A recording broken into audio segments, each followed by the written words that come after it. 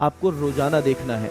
अगर एग्जाम तक आपने रोजाना देखा और जितने भी दिन में एग्जाम हो, 120 दिन में हो, 150 दिन में हो, 100 दिन में हो, अगर आपके 90% दिन आपका ये टिक रहता है कि हाँ भाई, चाहे तो एक कैलेंडर बना लो कि टिक करोगे आज मेरी पढ़ाई संतुष्टिपूर्ण रही या नहीं।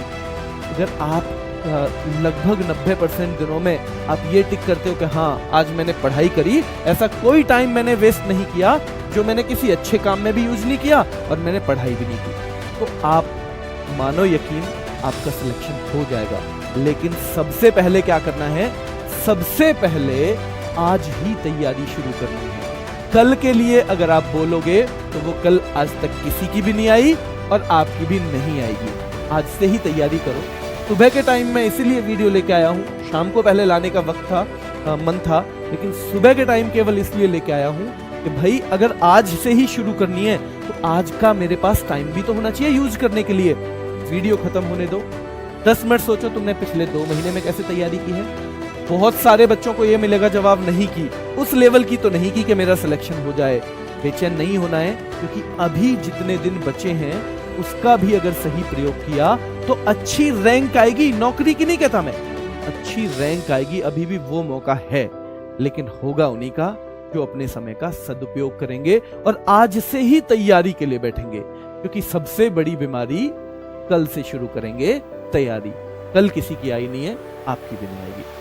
अब थोड़ा सा ये ध्यान रखना है अभी कि जो आपने तैयारी कर रखी है, एक जब आपका मन बन जाए कि हाँ ठीक है तैयारी ये तो हो गया, टाइम वेस्ट हो गया, लेकिन अब लगूंगा, तो एक बार ये देख लेना कि कौन सा सिलेबस अभी भी ठीक कमांड आपकी है, कौन से में कम है।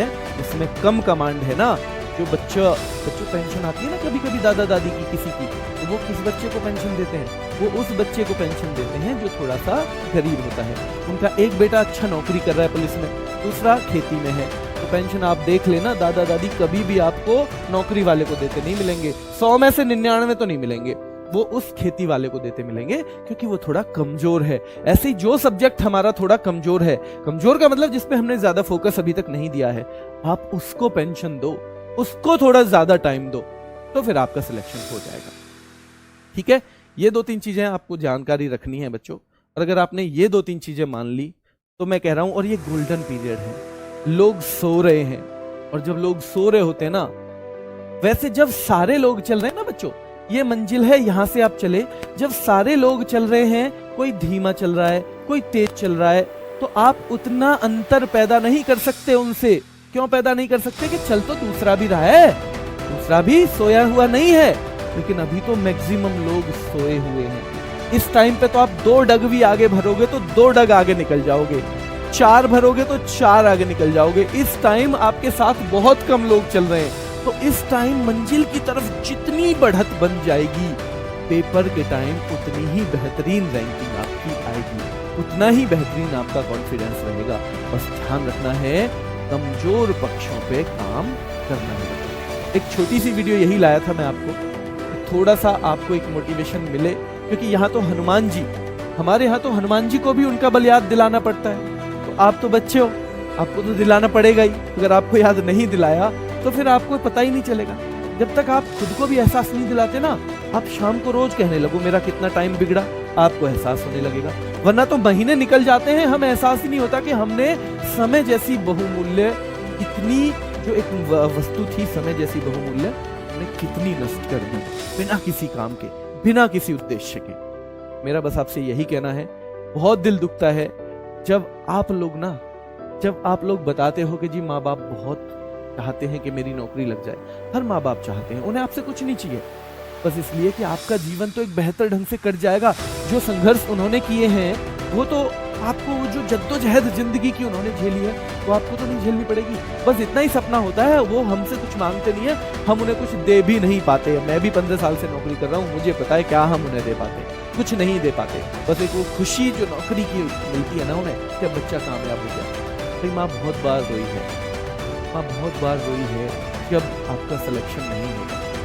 उसे एक बार फिर रुलाओ यार, लेकिन सिलेक्शन करो, इस बार उसे सिलेक्शन कर दिलाओ, क्योंकि वो रोएगी तब भी पक्की बात है, वो रोएगी, लेकिन इस बार सिलेक्शन पे रुला। बहुत बार आपने बिना सिलेक्शन के रुलाया है, वो पंक्तियां मैंने लिखी थी एक दिन, उन्हें बस आपके साथ शेयर करूंगा कि जब आपकी असफलता आपको मिलती है ना, कैसे मार होती है कि यूं ही नहीं वो माँ रोई होगी, यूं ही नहीं वो माँ आज रोई होगी, जरूर उसकी कोई बड़ी सी उम्मीद खोई होगी। यूं ही नहीं वो माँ आज रोई होगी, जरूर उसकी कोई बड़ी सी उम्मीद खोई होगी, और उसके दूध के कर्ज चुकाने को तुझे खुद से भी लड़ना होगा, खुद से भी, क्योंकि मन करेगा ये कर तो मैं खींच के लाना है, नहीं ये करना है, ये नहीं करना है, इससे कुछ नहीं मिलने वाला, इससे नौकरी मिलेगी, क्योंकि उसके दूध के कर्ज को तुम्हें, उसके दूध के कर्ज को चुकाने को तुम्हें खुद से भी लड़ना होगा, और उस वक्त भी जगना होगा जब सारी दुनिया से। आओ रण करते हैं, इस बार हम अपनी माँ को फिर से रुलाएंगे, लेकिन सिलेक्शन दे के रुलाएंगे, अपनी असफलता पे नहीं रुलाएंगे। अभी से हम रण करके जाएंगे और एग्जाम में सफल होंगे।